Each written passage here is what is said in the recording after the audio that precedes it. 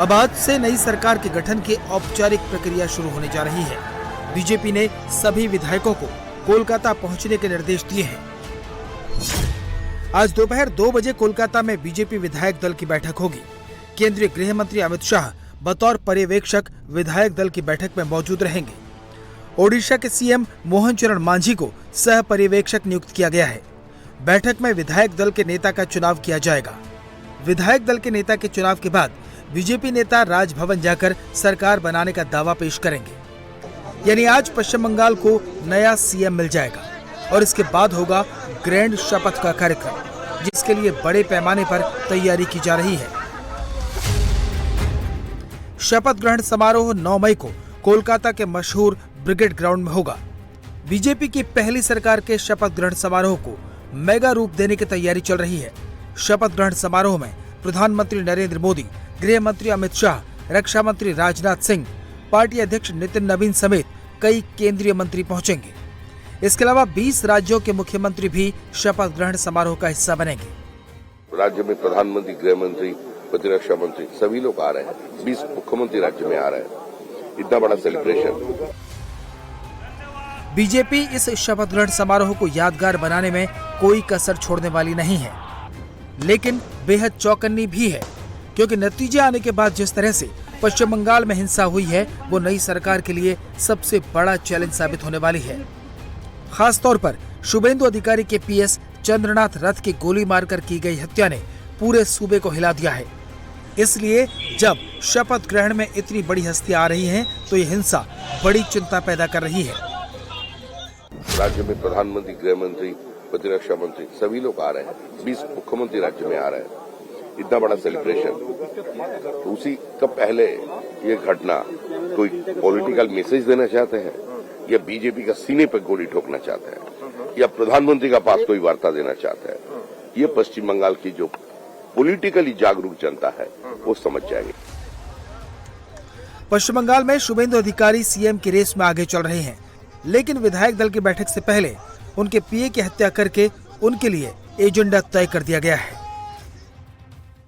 कौन मर्डर किया, कैसे हुआ, ये तो जांच एजेंसी बताएगा, लेकिन मैं इसको खुलासा करना चाहता हूं।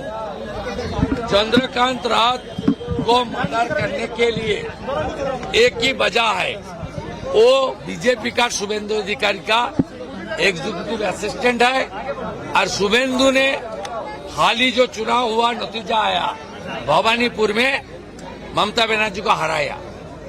यही कारण हो सकता है, इसका कोई बात नहीं है। मैं उनका परिवार का साथ दूंगा, और परिवार का जो डिमांड है, तुरंत इसको जो किया है उनको हिरासत में लेकर चार्जशीट करके कॉन्विक्शन दिलाना, एक प्रक्रिया में भी मेरा जो जिम्मेदारी है मैं निभाने का काम करूंगा।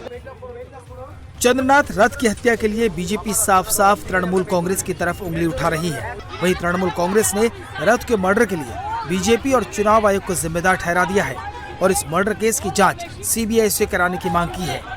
टीएमसी की इसी मांग का समर्थन कोलकाता पहुंचे अखिलेश यादव ने भी किया।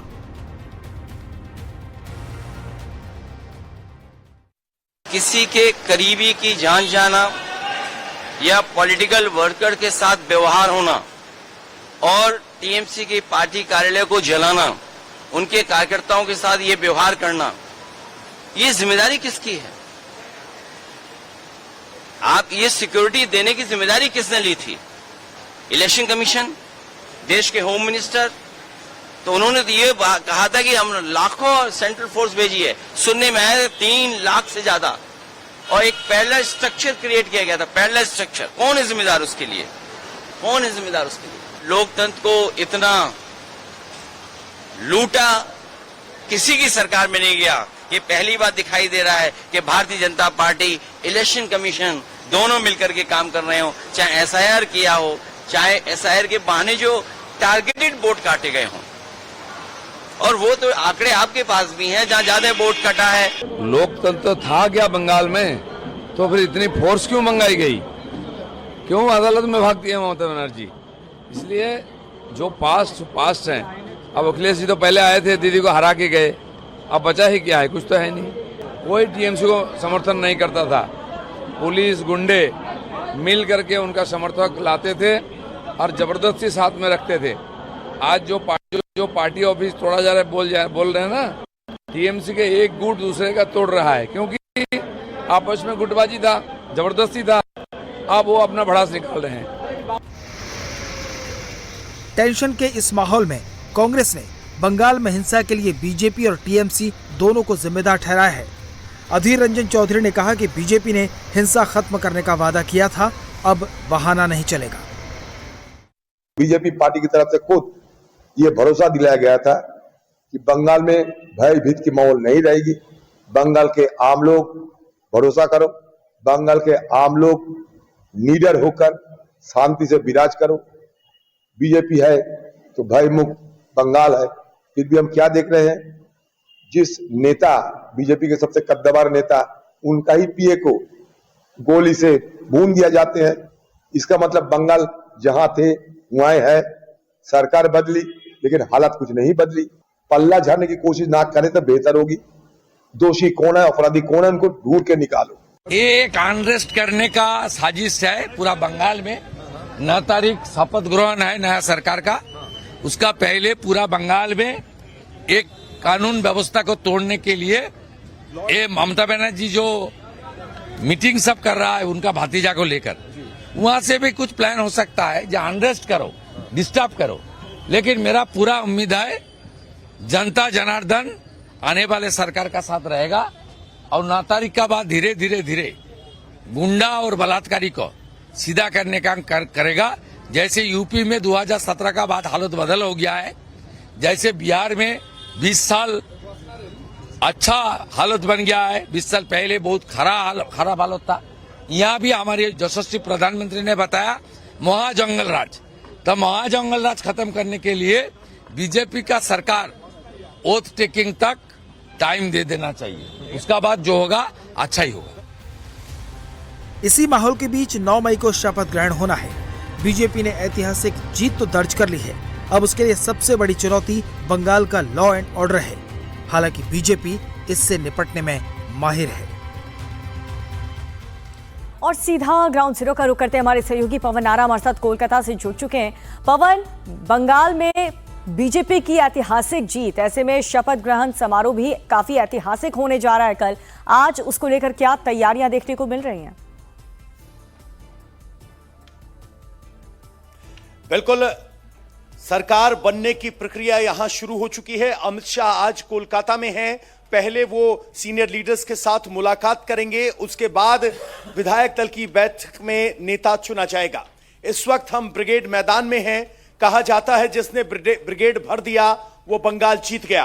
प्रधानमंत्री नरेंद्र मोदी ने अपने चुनावी रण की शुरुआत इसी ब्रिगेड मैदान से की थी और अपनी आखिरी सभा में कहा था कि मैं शपथ ग्रहण में आऊंगा, और इसी ब्रिगेड मैदान में उस शपथ ग्रहण की तैयारियां चल रही हैं। टेंट लग चुका है। पहले जो नीले और सफेद पर्दे दिखाई देते थे, अब वो भगवा और सफेद पर्दे हो गए हैं। यहां ट्रकों की कतार लगी है जिसमें कुर्सियां हैं, इक्विपमेंट है, कैनोपी तैयार की जा रही है। अगर हम आंकड़ों की बात करें तो 10,000 स्पेशल इनवाइटी, 50,000 कुर्सियां, 1 लाख लोग, इस तरह का ग्रैंड इंतजाम किया गया है। बीजेपी के लिए ऐतिहासिक जीत है और इस ऐतिहासिक जीत में शामिल होने के लिए प्रधानमंत्री नरेंद्र मोदी, गृह मंत्री अमित शाह, दिल्ली की कैबिनेट के अलावा बीजेपी राज्यों के शासित राज्यों के मुख्यमंत्री और उप मुख्यमंत्री भी इस शपथ ग्रहण समारोह में शामिल होंगे। एक और बड़ी बात, अभी तक बंगाल की सरकार नबन्ना भवन से चलती आई है, लेकिन हमारे पास तस्वीरें और जानकारी है कि रॉयटर्स बिल्डिंग जहां से सरकार चलती थी, बीजेपी वापस रॉयटर्स बिल्डिंग से बंगाल को चलाती हुई नजर आएगी। रॉयटर्स बिल्डिंग में सीएम के ऑफिस को रेनोवेट करने का काम शुरू हो चुका है और आज जब अमित शाह विधायक दल के साथ बैठक करेंगे, यहां वो गृह मंत्री के तौर पर नहीं, पर्यवेक्षक के तौर पर आज कलकत्ता में मौजूद हैं, तब स्पष्ट हो जाएगा कि बंगाल का अगला मुख्यमंत्री कौन होगा, जिसमें शुवेंदु अधिकारी सबसे आगे, सबसे प्रोमिनेंट हैं। अगर कोई बहुत बड़ा सरप्राइज ना हो तो आप मान के चलिए कि शुवेंदु अधिकारी बंगाल के अगले मुख्यमंत्री होने जा रहे हैं।